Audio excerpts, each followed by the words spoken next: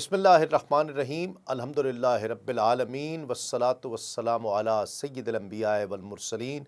ناظرین کرام، السلام علیکم ورحمۃ اللہ وبرکاتہ۔ میں ہوں تسلیم احمد صابری اور آپ پروگرام دیکھ رہے ہیں آدم سے خاتم تک۔ ناظرین کرام، حجۃ الوداع کا مبارک ذکر کرتے ہوئے ہم نے گزشتہ پروگرام میں میدان عرفات میں رسول اللہ صلی اللہ علیہ وآلہ وسلم کی دعاؤں پر گفتگو کا اختتام کیا تھا۔ آج سلسلہ وہیں سے جوڑتے ہیں۔ ہاں، ایک بات ضرور ذہن نشین رکھنی چاہیے کہ حج کے بعد رسول اللہ صلی اللہ علیہ وآلہ وسلم علیل ہو گئے اور پھر یہ علالت وصال پاک تک اختتام پذیر ہوا۔ امام ابو یوسف الصالحی حضرت ابن عباس رضی اللہ تعالی عنہما سے روایت کرتے ہیں کہ عرفہ کی رات کو میں نے رسول اللہ صلی اللہ علیہ وآلہ وسلم کو دیکھا کہ حضور نے امت کی مغفرت اور امت پر رحمت کے لیے دعا مانگی اور دیر تک بصد عجز و نیاز اپنے رب کے سامنے دامن پھیلائے ہوئے یہی التجا کرتے رہے۔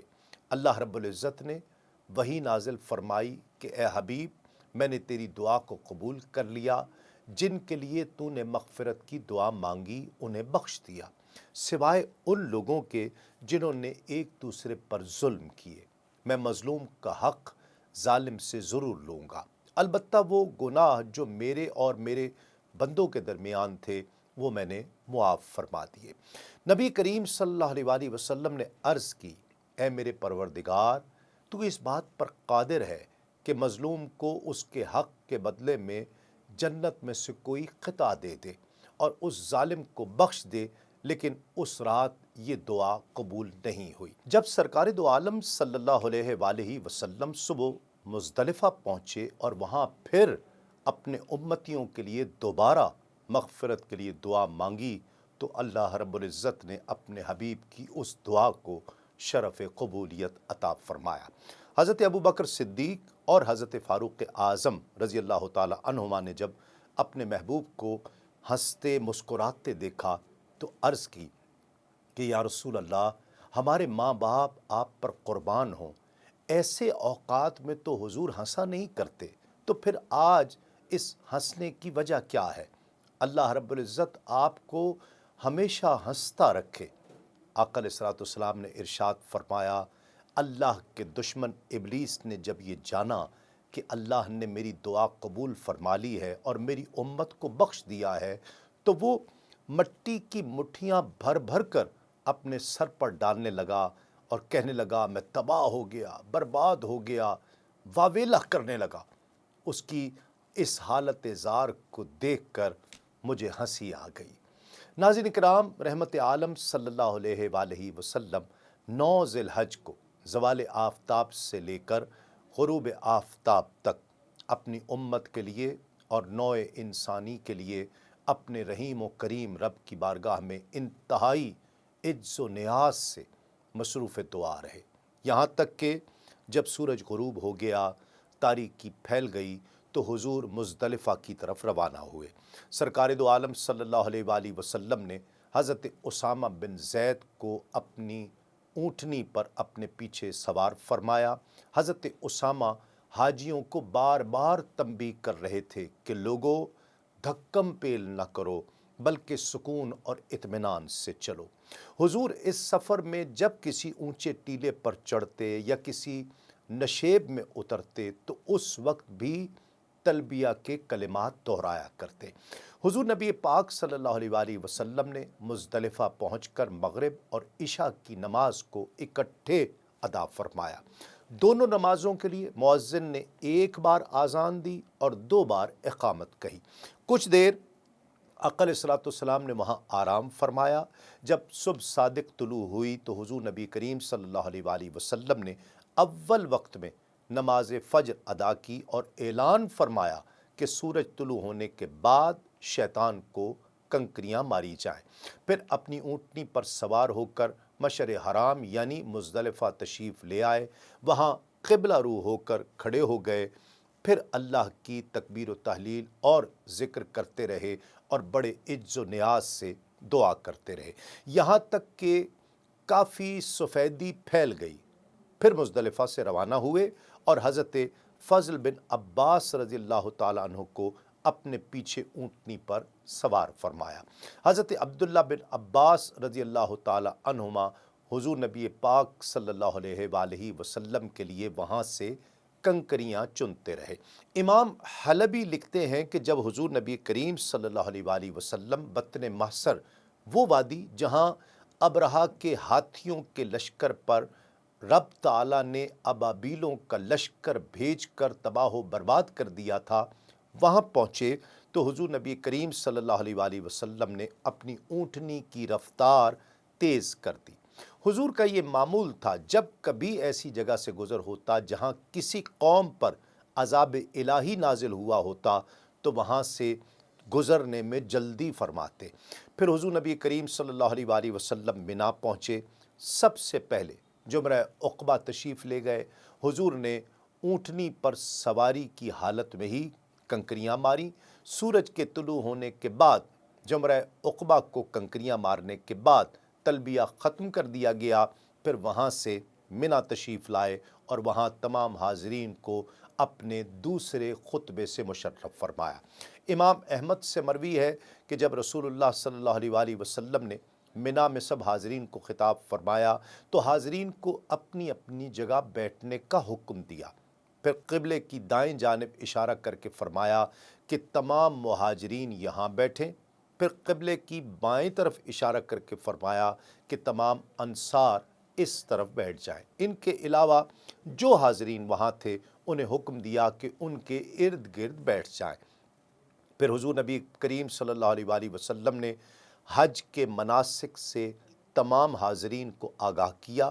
اللہ رب العزت نے اپنے حبیب کی آواز میں وہ قوت پیدا فرما دی کہ لوگ منا کے وسیع و عریض میدان میں جہاں کہیں بھی تھے، یہاں تک کہ جو لوگ حرم کے قریب اپنے گھروں میں بیٹھے تھے وہ بھی اللہ کے محبوب کی آواز سن رہے تھے۔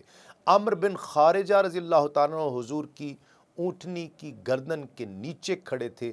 جو لعاب اونٹنی کے منہ سے ٹپک رہا تھا وہ حضرت عمرو بن خارجہ کے دونوں کاندھوں کے درمیان بہہ رہا تھا۔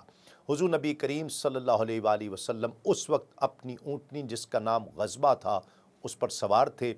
سرکار دو عالم صلی اللہ علیہ وآلہ وسلم نے پہلے اللہ رب العزت کی حمد و ثنا بیان کی، اس کے بعد خطبہ ارشاد فرمایا۔ فرماتے ہیں کہ حاضرین میری بات توجہ سے سنو۔ زمانہ گردش کرتے ہوئے اس حالت پر پہنچ گیا جب اس کا آغاز ہوا، جس دن آسمانوں اور زمین کو پیدا کیا گیا۔ سال کے 12 مہینے ہیں، ان میں سے 4 حرمت والے مہینے ہیں، 3 لگاتار ہیں، ذی قعدہ، ذی الحج اور محرم، جبکہ رجب جو جمادی الثانی اور شعبان کے درمیان ہے۔ کیا تم سمجھتے ہو آج کون سا دن ہے؟ ابن عباس روایت کرتے ہیں ہم نے عرض کی اللہ اور اس کا رسول بہتر جانتے ہیں۔ حضور کچھ دیر کے لیے خاموش ہوئے۔ ہم نے گمان کیا کہ شاید اس مہینے کا نام بدلنا چاہتے ہیں۔ حضور نے پوچھا کہ یہ یوم نحر نہیں ہے؟ ہم نے عرض کی کہ جی یا رسول اللہ۔ پھر فرمایا یہ کون سا مہینہ ہے؟ ہم نے عرض کی اللہ اور اس کا رسول بہتر جانتے ہیں۔ حضور پھر کچھ دیر کے لیے خاموش ہوئے۔ ہم نے خیال کیا کہ شاید حضور اس مہینے کا نام بدلنا چاہتے ہیں۔ فرمایا کیا یہ ذی الحجہ کا مہینہ نہیں ہے؟ ہم نے عرض کی جی یا رسول اللہ۔ پھر پوچھا یہ کون سا شہر ہے؟ ہم نے عرض کی اللہ اور اس کا رسول بہتر جانتے ہیں۔ حضور کچھ دیر کے لیے خاموش ہوئے۔ ہم نے گمان کیا کہ شاید حضور مکے کا نام بدلنا چاہتے ہیں۔ حضور نے فرمایا کیا یہ شہر مکہ نہیں ہے؟ ہم نے عرض کی بے شک یہ وہی شہر ہے۔ پھر فرمایا تمہارے خون، تمہارے مال اور تمہاری عزتیں تم پر حرام ہیں۔ جس طرح یہ حرمت والا دن اس حرمت والے شہر میں، اس حرمت والے مہینے میں عزت و شرف کا مالک اللہ ہے، اور ان قریب تم اپنے رب سے ملاقات کرو گے اور وہ تم سے تمہارے اعمال کے بارے میں پوچھے گا۔ کان کھول کر سن لو، میرے بعد کافر نہ بن جانا کہ ایک دوسرے کی गर्दनें काटने लग जाओ। गौर से सुनो, जो यहाँ मौजूद हैं, मेरा ये पैगाम उन लोगों तक पहुँचा दें जो यहाँ मौजूद नहीं। शायद जिसे तुम मेरा ये पैगाम पहुँचाओ वो मेरे इस पैगाम को तुमसे ज़्यादा समझने और याद रखने वाला हो।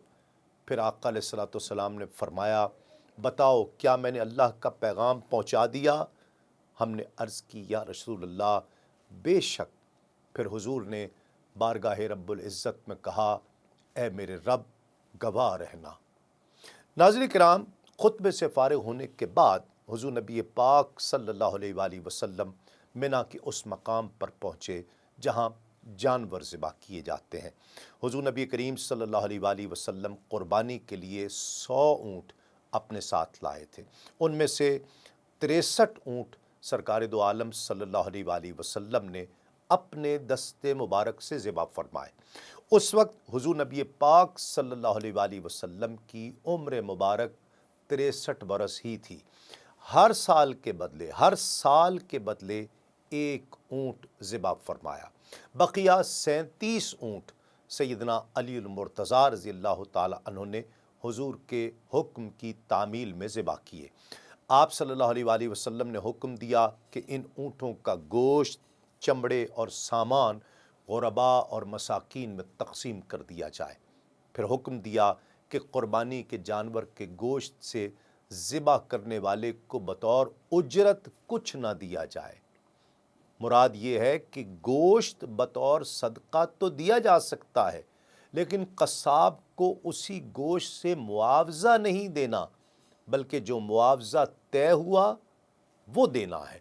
जब हुजूर क़ुरबानी के जानवर ज़िबा फरमाने लगे तो 5-5 ऊँटों को इकट्ठे पेश किया जाता और हर ऊँट नाज़रीन किराम दौड़ कर हुजूर की खिदमत में आता और अपनी गर्दन रख देता ताकि अल्लाह का महबूब अपने दस्ते मुबारक से उसे राह खुदा में ज़िबा फरमाए।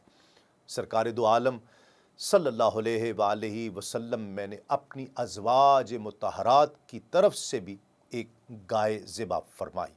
तबक़ात इब्न साद में तहरीर है कि जब सरकार दो आलम सल्लल्लाहु अलैहि वसल्लम क़ुरबानी से फ़ारिग़ हुए तो हज्जाम को याद फरमाया, जिनका नाम मुअम्मर बिन अब्दुल्लाह था। सारे अहले ईमान जमघटा बनाकर इस उम्मीद में खड़े हो गए कि हुजूर नबी पाक सल्लल्लाहु अलैहि वसल्लम के मुँह मुबारक से हमें भी कुछ तबर्रुक मिल जाए। हुजूर ने हज्जाम के चेहरे की तरफ देखा और फरमाया, मुअम्मर, तुझे अल्लाह के रसूल ने इजाज़त दी है कि तू उस तरह हाथ में लेकर हुजूर के सर मुबारक के पास खड़ा है। मुअम्मर ने अर्ज़ की, या रसूल अल्लाह, ये अल्लाह का मुझ पर बड़ा इनाम और इकराम है कि उसने मुझे ये सआदत अता फरमाई। हज्जाम को अपने सर के दाएं तरफ इशारा करते हुए सरकार ने फरमाया, यहाँ से हलक शुरू करो। जब वो दाएं जानिब हलक कर चुका तो हुजूर के मुँह मुबारक उन लोगों में तकसीम कर दिए गए जो इस इंतज़ार में खड़े थे। फिर रहमत आलम सल्लल्लाहु अलैहि वसल्लम ने सर मुबारक के बाएं जनब इशारा फरमाया और फरमाया, अबू तलहा, अब यहाँ से इन मुँह मुबारक को लोगों में तकसीम कर दो। एक रिवायत में आता है कि बाएं जानिब से मुँह मुबारक उम्मे सुलैम को अता किए गए, लेकिन इन रिवायात में कोई तारुज़ नहीं, क्योंकि उम्मे सुलैम हज़रत अबू तलहा की ही ज़ौजा थी। हज़रत अबू तलहा ने दाएं तरफ से जो मुँह मुबारक लिए थे वो लोगों में तकसीम कर दिए, किसी को एक, किसी को 2 मुँह मुबारक मिले। हज़रत खालिद बिन वलीद रज़ियल्लाहु ताला ने हज्जाम को कहा कि मुझे पेशानी मुबारक के मुँह मुबारक में से कुछ बाल दे दे। हज्जाम ने उनकी इस ख्वाहिश के मुताबिक पेशानी मुबारक के मुँह मुबारक दिए, जिन्हें वो हमेशा अपनी टोपी में रखा करते थे और उस टोपी को पहनकर जिस मैदान जंग में आप तशरीफ़ ले जाते, अल्लाह उन्हें कामयाबी से हमकिनार फरमाता। नाज़रीन किराम, मुँह मुबारक का ज़िक्र छड़ा है तो यहाँ कुछ तवक्कुफ़ करके आपके सामने रसूलुल्लाह सल्लल्लाहु अलैहि वसल्लम के सर अक़दस के مبارک بالوں کی برکات اور فیوزات کا ذکر کرنا چاہتا ہوں۔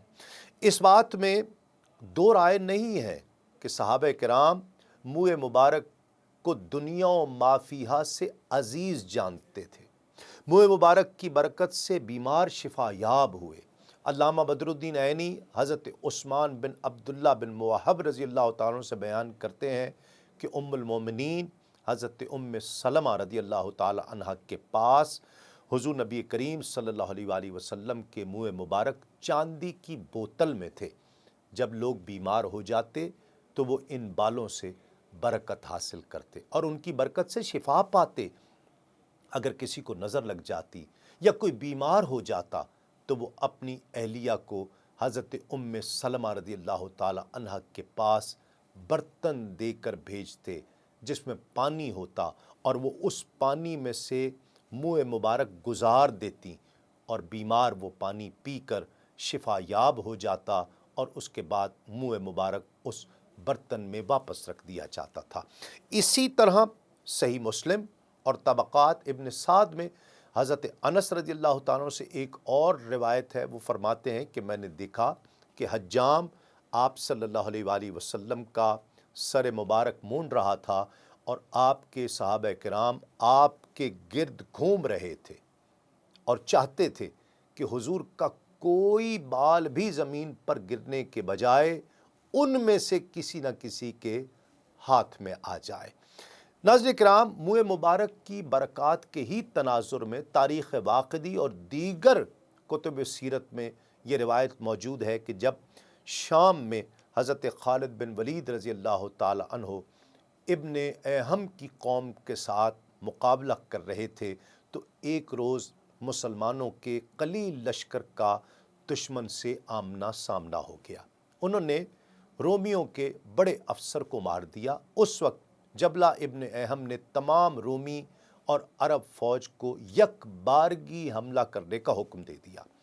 صحابہ کرام کی حالت نہایت نازک تھی اور رافع ابن عمر طائی نے حضرت خالد بن ولید رضی اللہ تعالیٰ سے کہا کہ آج معلوم ہوتا ہے کہ ہماری قضا آ گئی ہے۔ خالد بن ولید فرماتے ہیں کہ سچ کہتے ہو، اس کی وجہ یہ ہے کہ میں وہ ٹوپی بھول آیا ہوں جس میں حضور کے منہ مبارک ہے۔ ادھر یہ حالت تھی اور ادھر رات ہی کو آپ صلی اللہ علیہ وآلہ وسلم نے حضرت ابو عبیدہ بن الجراح رضی اللہ تعالیٰ جو فوج کے سپہ سالار تھے ان کے خواب میں سرزنش فرمائی کہ تم اس وقت خواب غفلت میں پڑے ہو، اٹھو اور فوراً خالد بن ولید کی مدد کو پہنچو کہ کفار نے اسے گھیر لیا ہے۔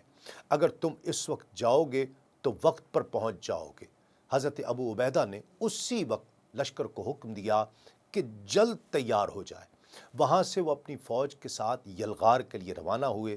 راستے میں کیا دیکھتے ہیں کہ فوج کے آگے آگے نہایت سرعت سے ایک سوار گھوڑا دوڑاتے ہوئے چلا جا رہا ہے، اس طرح کہ کوئی اس کی گرد کو بھی نہیں پہنچ پا رہا۔ انہوں نے خیال کیا کہ شاید کوئی فرشتہ ہے جو مدد کے لیے جا رہا ہے، مگر احتیاطاً چند تیز رفتار سواروں کو حکم کیا کہ اس سوار کا حال پوچھو۔ جب قریب پہنچے تو پکار کر اس جوان کو توقف کرنے کے لیے کہا۔ یہ سنتے ہی وہ جسے ہم جوان سمجھ رہے تھے رکا تو ہم نے دیکھا کہ وہ تو خالد بن ولید کی اہلیہ محترمہ تھی۔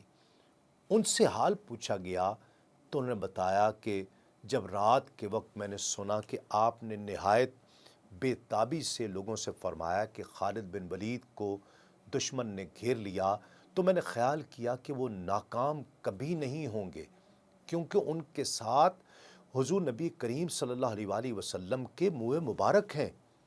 مگر اتفاقاً ان کی ٹوپی پر نظر پڑی جو وہ گھر بھول آئے تھے اور جس میں منہ مبارک تھے، اور عجلت تمام کرتے ہوئے میں نے ٹوپی لی اور اب چاہتی ہوں کہ کسی طرح یہ ٹوپی ان تک پہنچا دوں۔ حضرت ابو عبیدہ رضی اللہ تعالیٰ نے فرمایا کہ جلدی سے جاؤ، خدا تمہیں برکت دے۔ وہ گھوڑے کو ایڑ لگا کر آگے بڑھ گئی۔ ناظرین کرام، یہ مبارک ذکر جاری ہے ایک مختصر سے وقفے کے بعد۔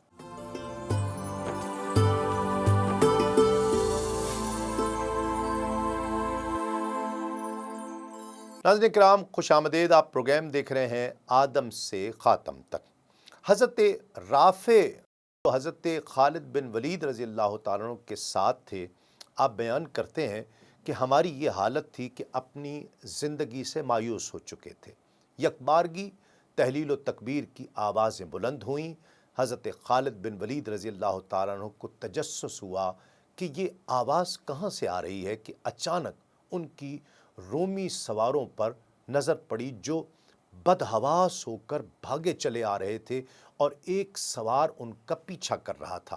حضرت خالد بن ولید رضی اللہ تعالیٰ عنہ گھوڑا دوڑا کر اس سوار کے قریب پہنچے اور پوچھا کہ اے جوان مرد، تو کون ہے؟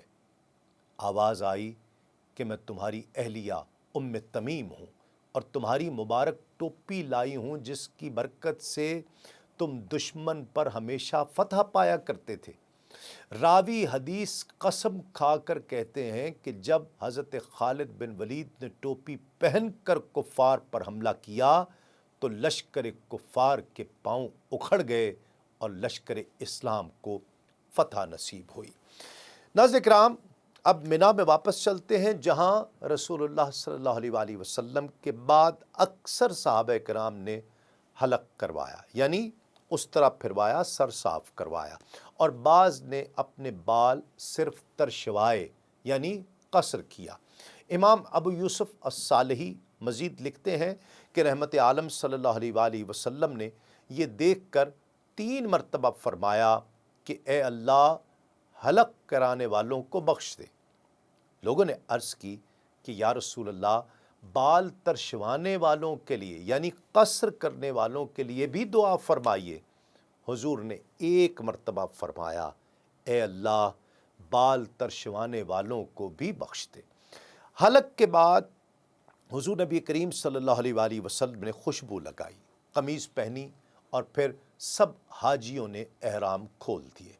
رحمت عالم صلی اللہ علیہ وآلہ وسلم نے عبداللہ بن حذافہ سہمی رضی اللہ تعالیٰ عنہ کو بھیجا اور فرمایا کہ منا میں جا کر میری طرف سے یہ اعلان کر دے کہ عید الاضحیٰ کھانے پینے اور اللہ کا ذکر کرنے کا دن ہے۔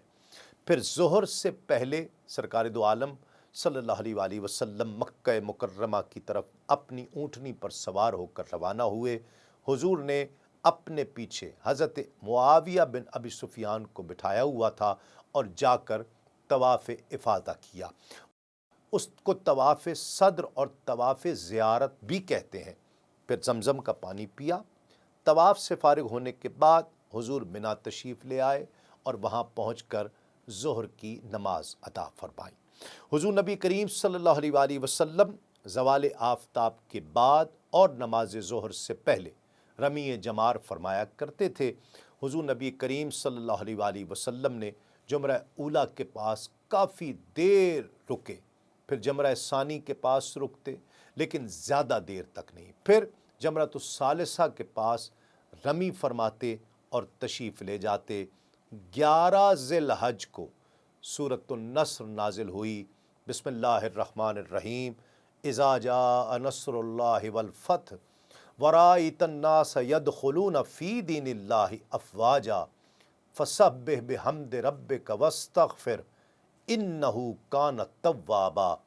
جب اللہ کی مدد اور فتح آئے گی اور تم لوگوں کو دیکھو کہ اللہ کے دین میں فوج در فوج داخل ہو رہے ہیں تو اپنے رب کی تعریف کرتے ہوئے پاکی بیان کرو اور اس سے بخشش چاہو، بے شک وہ بہت توبہ قبول کرنے والا ہے۔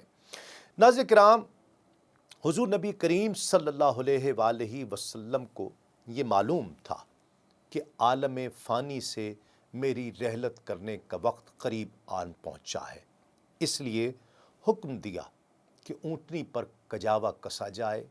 پھر حضور نبی پاک صلی اللہ علیہ وآلہ وسلم اس پر سوار ہو کر عقبہ کے مقام پر تشریف لے گئے اور تمام لوگ وہاں جمع ہو گئے۔ اس وقت رحمت عالم صلی اللہ علیہ وآلہ وسلم نے ایک فصیح و بلیغ اور جلیل الشان خطبہ ارشاد فرمایا۔ پہلے اللہ رب العزت کی حمد و ثنا بیان کی اور اس کے بعد آقا علیہ الصلوۃ والسلام نے فرمایا، لوگو کان کھول کر سن لو، تمہارا پروردگار ایک ہے، واحد و یکتا ہے۔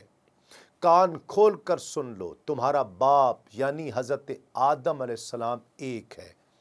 کان کھول کر سن لو، عربی کو عجمی پر کوئی فضیلت نہیں اور نہ عجمی کو فضیلت ہے عربی پر، نہ کالے رنگ والے کو سرخ رنگ والے پر اور نہ سرخ رنگت والے کو کالی رنگت والے پر، بجز تقویٰ کے۔ اللہ کی جناب میں تم سے وہی زیادہ معزز اور محترم ہے جو تم میں سب سے زیادہ متقی ہے۔ کان کھول کر سن لو، کیا میں نے اللہ کے پیغامات تم تک پہنچا دیے؟ سب نے کہا اللہ کے رسول نے اپنے رب کے تمام پیغامات پہنچا دیے ہیں۔ حضور نبی کریم صلی اللہ علیہ وآلہ وسلم نے فرمایا، جو یہاں موجود ہیں وہ یہ باتیں ان لوگوں تک پہنچائیں جو یہاں موجود نہیں ہیں۔ بسا اوقات جسے بعد میں یہ پیغام پہنچایا جائے گا وہ آج سننے والوں سے زیادہ عقل مند ہوگا۔ ناظرین کرام، یہاں پھر بطور تاکید حاضرین سے پوچھا کہ یہ کون سا مہینہ ہے؟ صحابہ خاموش رہے۔ حضور نے فرمایا یہ ماہ حرام ہے۔ پھر پوچھا یہ کون سا شہر ہے؟ سب چپ رہے۔ فرمایا یہ حرمت والا شہر ہے۔ پھر فرمایا یہ کون سا دن ہے؟ لوگ خاموش رہے۔ پھر آقا علیہ الصلوۃ والسلام نے فرمایا یہ حرمت والا دن ہے۔ ان ارشادات کے بعد سرکار نے فرمایا، بے شک اللہ نے تمہارے خونوں کو، تمہارے مال کو، تمہاری عزتوں آبروؤں کو ایک دوسرے پر حرام کر دیا ہے۔ جس طرح یہ مہینہ اس تمہارے شہر میں اور اس مبارک دن میں رہنا۔ پھر فرمایا، اے لوگو تم اپنے پروردگار سے ملاقات کرو گے، وہ تم سے تمہارے اعمال کے بارے میں پوچھے گا۔ خبردار، کیا میں نے تمہیں اللہ کے پیغام پہنچا دیے ہیں نا؟ سب لوگوں نے کہا بے شک۔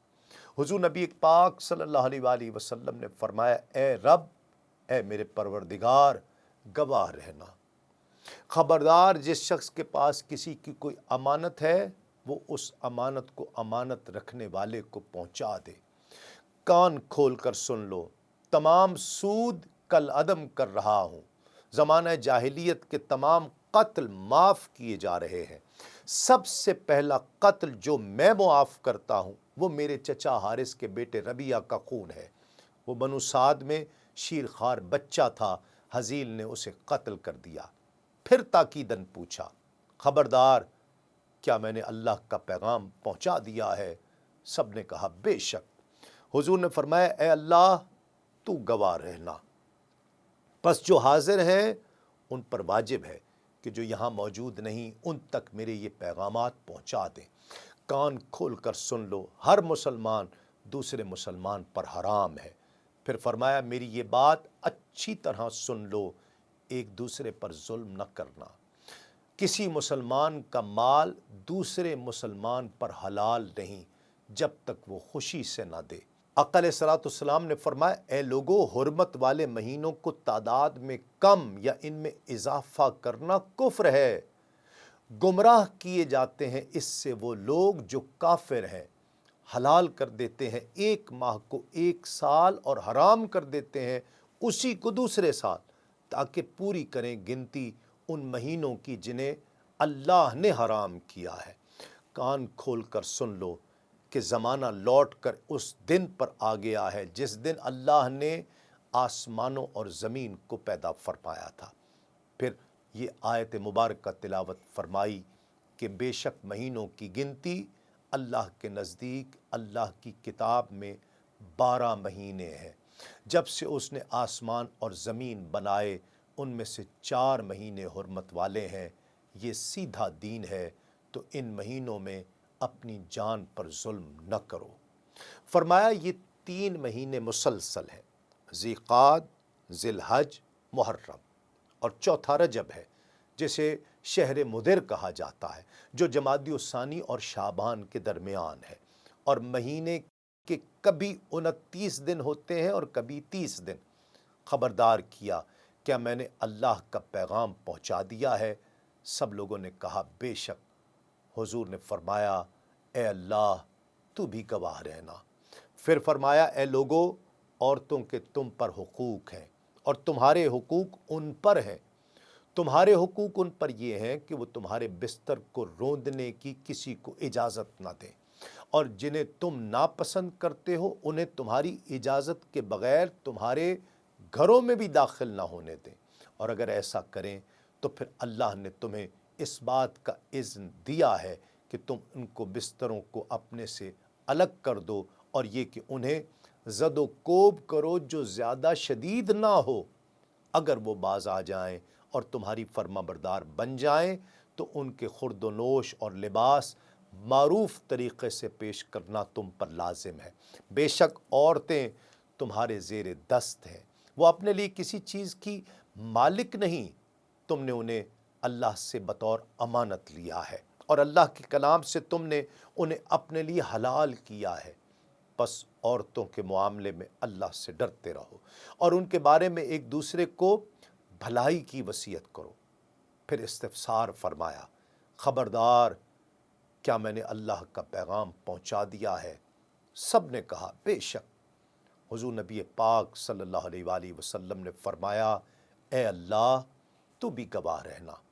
پھر کہا لوگو، شیطان اس بات سے مایوس ہو گیا ہے کہ تمہاری اس زمین میں اس کی پوجا کی جائے، لیکن وہ اس بات پر راضی ہو گیا ہے کہ تم چھوٹے چھوٹے گناہوں کا ارتکاب کرو۔ بے شک مسلمان دوسرے مسلمان کا بھائی ہے، بے شک تمام مسلمان آپس میں بھائی بھائی ہیں۔ کسی مسلمان کے لیے اپنے بھائی کا خون اور مال حلال نہیں جب تک وہ خوشی سے نہ دے دے۔ مجھے یہ حکم دیا گیا ہے کہ میں لوگوں سے جنگ کروں یہاں تک کہ وہ کہیں لا الہ الا اللہ۔ جب وہ یہ کہیں گے تو اپنے خون اور اموال کو ہم سے محفوظ کر لیں گے بجز ان کے حق کے، اور ان کے اعمال کا حساب اللہ کے ذمہ ہے۔ تم اپنی جانوں پر ظلم نہ کرو، میرے بعد کافر نہ بن جانا کہ ایک دوسرے کی گردنیں کاٹتے پھرو۔ میں تم میں ایک ایسی چیز چھوڑ کر جا رہا ہوں کہ اگر تم اسے مضبوطی سے پکڑے رہو گے تو راہ راست سے نہیں بھٹکو گے، وہ ہے اللہ کی کتاب۔ اے لوگو، میں نے اللہ کا پیغام تمہیں پہنچا دیا۔ سب نے کہا بے شک۔ حضور نے فرمایا اے میرے پروردگار تو بھی گواہ رہنا۔ ناظرین کرام، یہاں ایک مختصر سا وقفے کے بعد یہ مبارک ذکر جاری رہے گا۔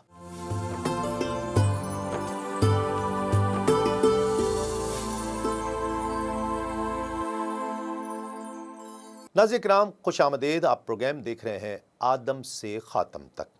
مقام عقبہ پر ارشاد فرمایا گیا یہ ایک ایسا جامع اور جلیل القدر خطبہ ہے کہ طالبان حق قیامت تک اس سے فیضیاب ہوتے رہیں گے۔ یہ منشور ہے، دستور کی حیثیت رکھتا ہے۔ اس میں امت کے ہر طبقے کے لیے رشد و ہدایت کے وہ قواعد و ضوابط بیان کر دیے گئے ہیں کہ اگر امت ان پر کاربند رہے گی تو دونوں جہانوں میں فوز و فلاح کا تاج اس کے سر پر چمکتا رہے گا۔ اس خطبے کے ایک ایک جملے میں ناظرین کرام علم و حکمت کے سمندر موجزن ہے، اور اس خطبے سے فارغ ہونے کے بعد رحمت عالم صلی اللہ علیہ وآلہ وسلم اپنی قیام گاہ کی طرف تشریف لے گئے۔ ام المومنین حضرت عائشہ صدیقہ رضی اللہ تعالی عنہ فرماتی ہیں کہ سرکار دو عالم صلی اللہ علیہ وآلہ وسلم نے ایام تشریق کے تینوں دنوں میں رمی جمار کی، اور منگل کے دن ظہر کی نماز ادا کرنے کے بعد وہاں سے محسب روانہ ہوئے۔ اسے ہی ابطاح اور خیف بن کنانہ بھی کہا جاتا ہے۔ روایت میں آتا ہے کہ حضور کی وہاں آمد سے پہلے حضرت ابو رافع نے اپنے آقا کی استراحت کے لیے ایک خیمہ وہاں پر نصب کر رکھا تھا۔ حضور نے ظہر، عصر، مغرب اور عشاء کی نمازیں وہیں ادا فرمائیں۔ کچھ دیر آرام فرمانے کے بعد حضور نبی پاک صلی اللہ علیہ وآلہ وسلم بیدار ہوئے اور مکہ مکرمہ جا کر سحری کے وقت طواف الوداع کیا۔ اس طواف میں رمل نہیں تھا۔ حضور نبی کریم صلی اللہ علیہ وآلہ وسلم کے ساتھ جتنے صحابہ تھے ان سب نے نماز صبح سے پہلے طواف وداع کیا۔ واپسی کے وقت آپ سعد بن ابی وقاص رضی اللہ تعالیٰ عنہ کی عیادت کے لیے ان کے پاس تشریف لے گئے۔ حضور نبی پاک صلی اللہ علیہ وآلہ وسلم جب ان کی آرام گاہ پہنچے تو انہوں نے عرض کی، یا رسول اللہ، میری تکلیف حضور ملاحظہ فرما رہے ہیں، میں کافی دولت مند ہوں، میری وارث صرف میری بچی ہے، کیا میں 2/3 اپنے مال سے صدقہ نہ کر دوں؟ حضور نے فرمایا نہیں۔ عرض کی، نصف مال صدقہ کرنے کی اجازت ہے؟ فرمایا نصف نہیں، تیسرا حصہ کافی ہے۔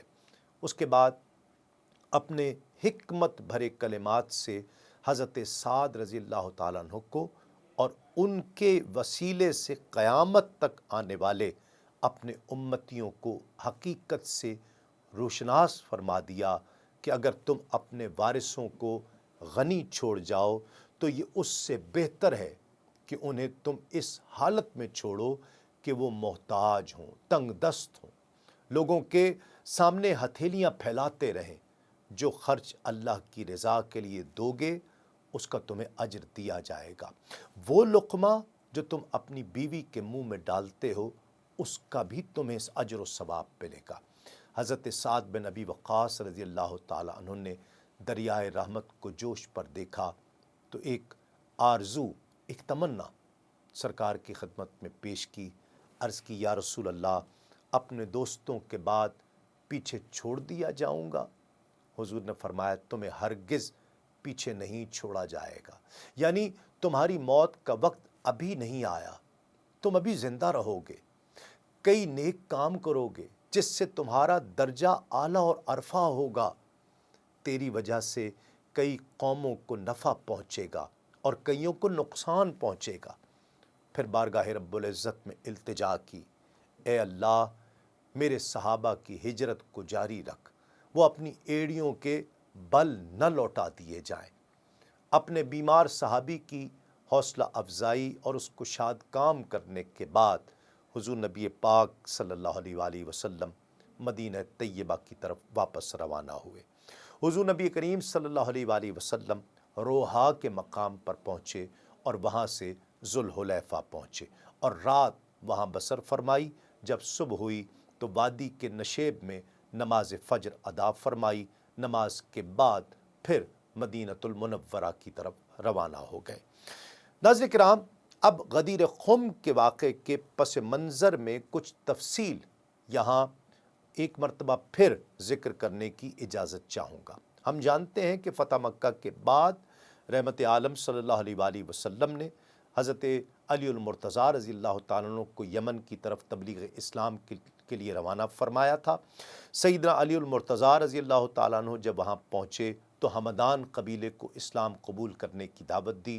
آپ کی زبان مبارک سے جو کلمات ادا ہوئے، اللہ نے ہمدان کے لوگوں کے دلوں کے قفل ان کی برکت سے کھول دیے اور تمام قبیلہ مشرف و اسلام ہو گیا۔ اس کے بعد سن 10 ہجری میں ماہ رمضان میں رحمت عالم صلی اللہ علیہ وآلہ وسلم نے سیدنا علی المرتضیٰ رضی اللہ تعالیٰ عنہ کو 300 شاہ سواروں کا امیر بنا کر دوسری بار یمن کی طرف روانہ فرمایا۔ حضور نے اپنے دست مبارک سے پرچم باندھا اور علی المرتضیٰ کے حوالے کیا، پھر اپنے دست مبارک سے ان کے سر اقدس پر دستار باندھی اور انہیں روانہ کرنے سے پہلے وصیت فرمائی کہ علی اب اپنی منزل کی طرف روانہ ہو جاؤ، دائیں بائیں کسی چیز کی طرف التفات نہ کرنا۔ انہوں نے پوچھا، یا رسول اللہ، اس سفر میں میرا طرز عمل کیسا ہو؟ تو نبی پاک صلی اللہ علیہ وآلہ وسلم نے فرمایا کہ جب تم اس قوم کے علاقے میں پہنچو تو جب تک وہ تمہارے ساتھ جنگ شروع نہ کریں ان پر حملے میں پہل نہ کرنا۔ اگر وہ تم پر حملہ کر دیں تو تم اس وقت تک کوئی جوابی کارروائی نہ کرنا جب تک تمہارے لشکر کو کوئی مجاہد شہید نہ ہو۔ اگر وہ تمہارے کسی مجاہد کو شہید کر دیں تو پھر بھی صبر و تحمل سے کام لینا اور یہ اعلان کرنا کہ اے قوم، کیا تم لا الہ الا اللہ کہنے کے لیے تیار ہو؟ اگر وہ ہاں میں جواب دیں تو پھر ان سے پوچھنا کہ کیا تم نماز پڑھنے کے لیے آمادہ ہو؟ اگر وہ اس کا جواب بھی ہاں میں دیں تو پھر ان سے پوچھنا کہ کیا تم اپنے اموال سے صدقہ اور زکوٰۃ دینے کے لیے تیار ہو تاکہ تمہارے صدقات اور خیرات کو تمہارے ہی فقراء اور مساکین میں تقسیم کر دیا جائے۔ اگر وہ یہ بھی تسلیم کر لیں تو پھر ان سے کسی قسم کا تعرض نہ کرنا اور نہ ان سے مزید کسی چیز کا مطالبہ کرنا۔ خدا کی قسم، اگر اللہ تمہارے ہاتھ پر ایک آدمی کو بھی ہدایت عطا فرما دے تو یہ سعادت تمام ان چیزوں سے بہتر اور افضل ہے جن پر سورج طلوع اور غروب ہوتا ہے۔ ناظرین کرام، فتح کے بعد سیدنا علی المرتضیٰ رضی اللہ تعالیٰ نے تمام مال غنیمت ایک جگہ جمع فرما دیا، پھر انہیں 5 حصوں میں تقسیم کر دیا اور قرعہ اندازی کی۔ جس حصے پر قرعہ نکلا اسے خمس قرار دیا اور اس میں سے کسی مجاہد کو کوئی حصہ نہیں دیا گیا۔ لوگوں نے حضرت علی المرتضیٰ رضی اللہ تعالیٰ سے اس خمس سے اپنے حصے کا مطالبہ کیا، لیکن آپ نے انکار فرما دیا اور فرمایا یہ خمس میں بارگاہ رسالت مآب صلی اللہ علیہ وآلہ وسلم کی بارگاہ میں پیش کروں گا۔ پھر حضور نبی کریم صلی اللہ علیہ وآلہ وسلم کی جیسے منشا مبارک ہوگی اس کے مطابق عمل کیا جائے گا۔ نبی کریم صلی اللہ علیہ وآلہ وسلم حج ادا کرنے کے لیے مکہ مکرمہ تشریف لانے والے ہیں، وہاں حاضر ہو کر یہ خمس بھی حضور کی بارگاہ میں پیش کر دیا جائے گا۔ رحمت عالم صلی اللہ علیہ وآلہ وسلم اپنی مرضی کے مطابق اسے تقسیم فرمائیں گے، اور اس خمس میں یعنی کپڑوں کی کئی گانٹھیں بھی تھیں، مال غنیمت کے اونٹ بھی تھے اور دیگر مال بھی تھا۔ حضرت علی المرتضیٰ رضی اللہ تعالی عنہ بڑی تیزی سے اپنے ساتھیوں سے پہلے سرکار دو عالم صلی اللہ علیہ وآلہ وسلم کی بارگاہ میں حاضر ہو گئے۔ حضرت ابو رافع کو اپنے لشکر اور مال خمس کی نگرانی کی ذمہ داری تفویض کر دی۔ حضرت علی المرتضیٰ رضی اللہ تعالی عنہ اپنے ساتھیوں کو صدقے کے اونٹوں پر سواری کرنے کی بھی اجازت نہیں دیا کرتے تھے۔ ان کے مکہ روانہ ہونے کے بعد لشکر میں شامل لوگوں نے حضرت ابو رافع سے مطالبہ کیا کہ انہیں احرام باندھنے کے لیے 2 چادریں دی جائیں، تو انہوں نے دے دیں۔ یہ لوگ جب حدود مکہ کے اندر داخل ہوئے تو سیدنا علی المرتضیٰ رضی اللہ تعالیٰ ان کی پیشوائی کے لیے تشریف لائے۔ جب دیکھا کہ ان سب نے خمس کے پارچات سے 2 چادریں لے کر ان سے احرام باندھ رکھا ہے تو آپ نے حضرت ابو رافع سے پوچھا کہ یہ کیا ہے؟ تو انہوں نے بتایا کہ آپ کے تشریف لے جانے کے بعد انہوں نے مجھ سے مطالبہ کیا، اس لیے میں نے انہیں یہ احرام کے لیے 2 چادریں دے دیں۔ آپ نے حضرت ابو رافع کو سرزنش کرتے ہوئے فرمایا کہ جب تم نے دیکھا تھا کہ میں نے ان کے اس مطالبے کو مسترد کر دیا ہے تو تم نے میری منشا کے خلاف انہیں یہ چادریں کیوں دیں؟ آپ نے کئی لوگوں سے احرام کی چادریں واپس لیں۔ جب وہ رحمت عالم صلی اللہ علیہ وآلہ وسلم کی خدمت میں حاضر ہوئے تو انہوں نے سیدنا علی المرتضیٰ رضی اللہ تعالیٰ کے خلاف شکایات کے دفتر کھول دیے۔ نبی کریم صلی اللہ علیہ وآلہ وسلم نے حضرت علی کو بلایا اور ان شکایات کی وجہ پوچھی۔ آپ نے عرض کیا، یا رسول اللہ، میں نے قطعاً کوئی ایسی بات نہیں کی جس سے انہیں شکایت ہو گئی ہو، اور اس غنیمت سے جو ان کا حصہ تھا میں نے ان میں تقسیم کر دیا، لیکن خمس کو محفوظ رکھا تاکہ اسے حضور کی خدمت عالی میں پیش کیا جائے اور حضور پھر جس طرح مناسب خیال فرمائیں اس کے بارے میں فیصلہ فرما دیں۔ اب اس پس منظر کو ناظرین کرام ذہن میں رکھتے ہوئے غدیر خم کے واقعے کی جانب بڑھتے ہیں۔ امام ابن کثیر لکھتے ہیں کہ مکۃ المکرمہ میں ارکان حج ادا کرنے کے بعد سرکار دو عالم صلی اللہ علیہ وآلہ وسلم اپنے جملہ جانثاروں کے ساتھ مدینہ طیبہ کی طرف عازم سفر ہو گئے۔ جب یہ کاروان عشق و مستی غدیر خم کے مقام پر پہنچا تو نبی کریم صلی اللہ علیہ وآلہ وسلم نے سب کو وہاں ٹھہرنے کا حکم دیا۔ علامہ یاقوت حموی معجم البلدان میں لکھتے ہیں کہ غدیر خم ایک موضع کا نام ہے جو مکہ مکرمہ اور مدینہ طیبہ کے درمیان میں واقع ہے، اور جوفہ کے گاؤں سے اس کی مسافت صرف 2 میل ہے۔ غدیر خم ایک چھوٹی سی جھیل کا نام ہے۔ عربی میں تالاب کو غدیر کہتے ہیں، جو مقام جوفہ سے 4 کلومیٹر کے فاصلے پر واقع ہے۔ خود جوفہ مکہ مکرمہ کے شمال مغرب میں 200 کلومیٹر کے فاصلے پر واقع ہے، جو احرام باندھنے کے بعد 5 میقاتوں میں سے ایک میقات ہے۔ یہ وہ مقام ہے جہاں شام کے راستے سے حج کے لیے مکہ آنے والے لوگ احرام باندھتے ہیں، اور اسے میقات اہل شام بھی کہا جاتا ہے، اور مکے سے واپسی پر مدینہ المنورہ، مصر، شام اور عراق والوں کے راستے الگ ہو جاتے ہیں۔ غدیر کے مقام پر پانی اور درختوں کی موجودگی کی وجہ سے وہاں گزرنے والے قافلے یہاں پر رکا کرتے ہیں۔ حجۃ الوداع میں اپنے محبوب کریم صلی اللہ علیہ وآلہ وسلم کی معیت میں حج ادا کرنے کی سعادت سے بہرہ مند ہونے کے لیے جزیرہ عرب کے گوشے گوشے سے لوگ یہاں کھنچے چلے آئے تھے۔ حج سے فراغت کے بعد ہر ایک نے اپنے اپنے علاقے کی طرف واپس جانا تھا۔ رحمت عالم صلی اللہ علیہ وآلہ وسلم نے مناسب جانا کہ اس سے پیشتر کے تمام قبائل یہاں سے منتشر ہو کر اپنی اپنی منزل کی طرف روانہ ہو جائیں۔ ان لوگوں کے دلوں میں حضرت علی المرتضیٰ رضی اللہ تعالی عنہ کی بے داغ سیرت و کردار کے بارے میں جو غلط فہمیاں پیدا ہو گئی ہیں، ان کا قطعی طور پر ازالہ کیا جائے تاکہ کوئی غلط فہمی باقی نہ رہے۔ سرکار دو عالم صلی اللہ علیہ وآلہ وسلم نے، ناظرین کرام، جب بھی کوئی اہم خطاب فرمانا ہوتا تو مؤذن الصلاۃ الجامعہ اعلان کرتا تھا، اور یہ آواز سن کر جہاں کہیں بھی کوئی کلمہ گو ہوتا وہ بھاگا بھاگا جلدی چلا آتا۔ اس روز بھی مؤذن نے الصلاۃ الجامعہ کے مانوس کلمات سے اعلان کیا۔ تمام قبائل جہاں تھے وہاں رک گئے تاکہ اپنے آقا سے رخصت ہونے سے پہلے اپنے ہادی و مرشد کے ان آخری کلمات کو سن لیں اور انہیں حرز جاں بنا لیں۔ علامہ ابن کثیر اپنی تصنیف السیرۃ النبویہ میں اس کے بارے میں یوں لکھتے ہیں کہ ذی الحج کا مہینہ تھا، اس ماہ کی 18 تاریخ تھی، اتوار کا دن تھا۔ نبی پاک صلی اللہ علیہ وآلہ وسلم نے اس موقع پر ایک عظیم الشان خطبہ ارشاد فرمایا، جس میں سیدنا علی المرتضیٰ رضی اللہ تعالی عنہ کے فضل و کمال، امانت و دیانت، عدل و انصاف کے بارے میں اپنی زبان حقیقت بیان سے شہادت دی۔